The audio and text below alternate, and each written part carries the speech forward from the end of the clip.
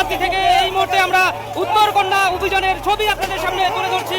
দেখাচ্ছে এই মুহূর্তে উত্তরকন্যা পাথর ছুটছে, অন্যদিকে পাথর ছোড়া হচ্ছে। এই মুহূর্তে আমরা দেখানোর চেষ্টা করছি।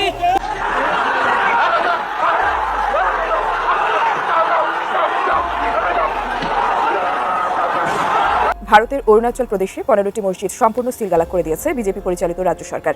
শুভেন্দুর পদত্যাগের জন্য উত্তাল হিন্দুরা। বিভাজনের রাজনীতি করে এবার খোদ সনাতনীদেরই তীব্র ক্ষোভের মুখে বিজেপি সরকার। কোন মুখ্যমন্ত্রীকে আজ অব্দি চুরি করতে দেখা যায়নি।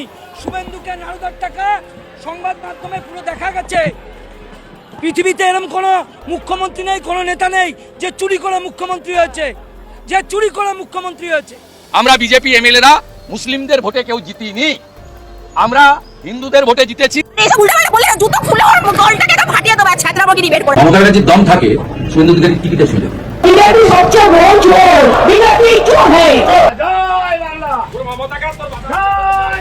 পরনে অতি সাধারণ লঙ্গি আর গেঞ্জি, দেখে বোঝার উপায় নেই এই সাধারণ মানুষটি বুক চিতিয়ে চ্যালেঞ্জ ছুড়বেন হেভিওয়েট নেতার সামনে। শুভেন্দু অধিকারীকে লক্ষ্য করে তিনি দিলেন জয় বাংলা স্লোগান, যা শুনে মুহূর্তেই মেজাজ হারালেন বিজেপি নেতা। পাল্টা জয় শ্রীরাম ধ্বনি দিলেও টলাতে পারলেন না সেই ব্যক্তিকে।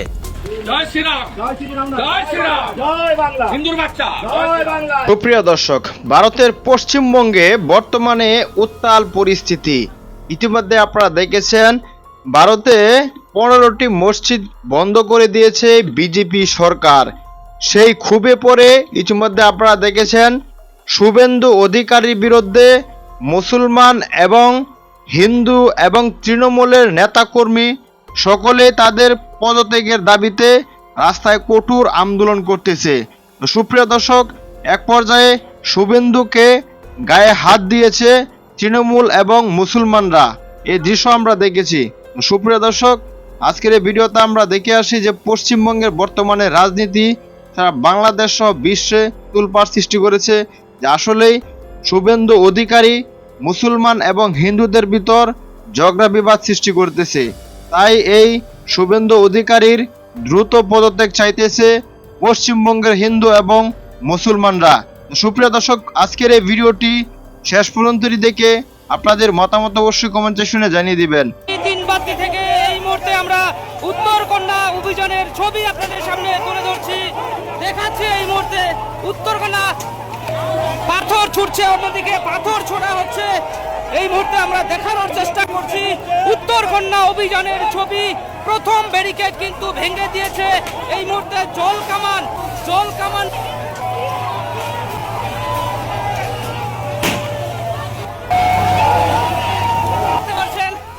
সকলকে কিন্তু যেখানে সেখানে কিন্তু মানুষ জটলা পাকিয়ে রয়েছে, তাদেরকে কিন্তু সরিয়ে দিচ্ছে পুলিশ।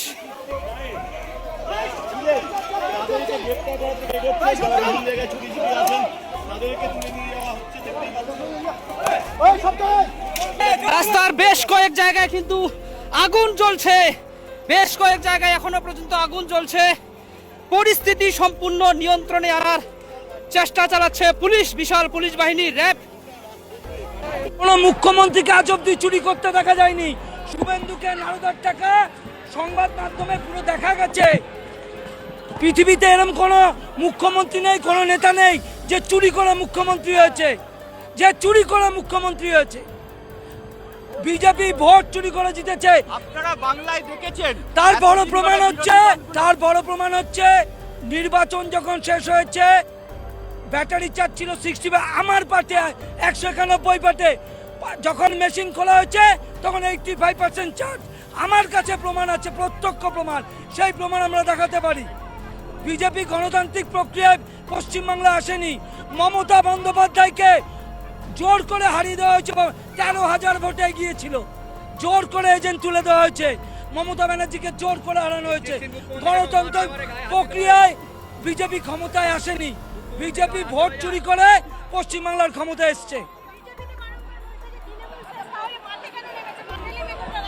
হ্যাঁ, শোনেন, মমতা ব্যানার্জি যদি 34 বছরে সিপিএম কে সরাতে, এই বিজেপিকে সরাতে আমাদের বেশি দিন। কিভাবে হকার উচ্ছেদ করা হচ্ছে, হকারদের পেটে লাথি মারা হচ্ছে, এইটা আপনারা প্রশ্ন করুন। হকার উচ্ছেদ হচ্ছে কিভাবে? কিভাবে সাম্প্রদায়িক রাজনীতি করা হচ্ছে, কিভাবে সাম্প্রদায়িক রাজনীতি করা হচ্ছে। পশ্চিমবাংলায় একটা দাঙ্গা লাগানোর চেষ্টা করা হচ্ছে। চমকে চমকে তৃণমূলকে সিবিআই ইডি দিয়ে তৃণমূলকে স্তব্ধ করা যাবে না। হকাররাই করবে পতন। আমাদের তৃণমূল কংগ্রেসের লড়াই, মমতা ব্যানার্জি লড়াই সততা। মমতা ব্যানার্জি একটা সংগ্রামের নাম। আমরা সংগ্রাম করে এসেছি, সংগ্রাম করে আবার বিজেপিকে দাঁড়াবো। জয় বাংলা, জয় বাংলা, জয় বাংলা। ভোট চোর, ভোট চোর, ভোট চোর, ভোট চোর, ভোট চোর, ভোট চোর, ভোট চোর, ভোট চোর।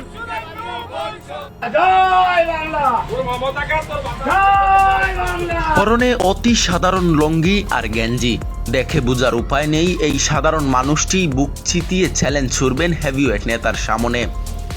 শুভেন্দু অধিকারীকে লক্ষ্য করে তিনি দিলেন জয় বাংলা স্লোগান, যা শুনে মুহূর্তেই মেজাজ হারালেন বিজেপি নেতা। পাল্টা জয় শ্রীরাম ধ্বনি দিলেও টলাতে পারলেন না সেই ব্যক্তিকে।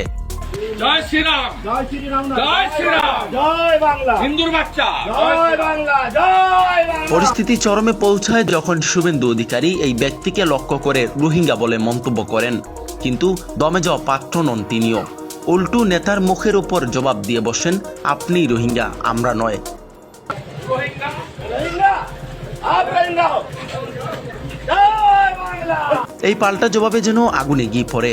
মেজাজ হারিয়ে পাশে থাকা নিরাপত্তা কর্মীদের নির্দেশ দেন এই ব্যক্তিকে সরিয়ে দিতে। ভিডিওটি সোশ্যাল মিডিয়ায় ছড়িয়ে পড়তেই শুরু হয়েছে তোলপাড়। নেটিজেনদের বড় একটি অংশ এই সাধারণ ব্যক্তির সাহসের প্রশংসা করছেন। অনেকের মতে নিরাপত্তার ঘেরা টুপে থাকা একজন দাপুটে নেতার সামনে দাঁড়িয়ে এভাবে মুখের উপর কথা বলা সচরাচর দেখা যায় না। জয় শ্রীরাম, জয় বাংলা, হিন্দুর বাচ্চা, জয় বাংলা, জয় বাংলা, মমতা কা তোর বাচ্চা, জয় বাংলা, মমতা, জয় বাংলা, হটাও গিয়া, জয় বাংলা, হটাও গিয়া। সালা পাকিস্তানি, জয় হটো, রোহিঙ্গা, রোহিঙ্গা, আপ রোহিঙ্গা, জয় বাংলা।